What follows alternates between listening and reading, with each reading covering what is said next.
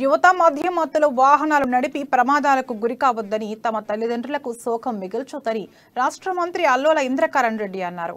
నిర్మల్ జిల్లా కేంద్రంలో నిర్వహించిన ఓ కార్యక్రమంలో ఆయన మాట్లాడారు. నిత్యం ఎంతో మంది యువకులు మధ్యమత్తులో వాహనాలు నడుపుతూ రోడ్డు ప్రమాదాల్లో మృతి చెందుతున్నారని ఆవేదన వ్యక్తం చేశారు. పోలీసులు నిత్యం డ్రంక్ అండ్ డ్రైవ్ తనిఖీలు నిర్వహిస్తున్నారని తెలిపారు.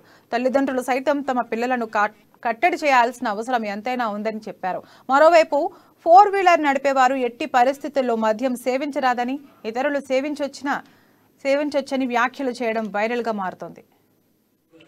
మన కొరకెత్తున్నా మా పోలీస్ డిపార్ట్మెంట్ కొరక ప్రాణాలు గాలి లేచిపోతున్నాయి.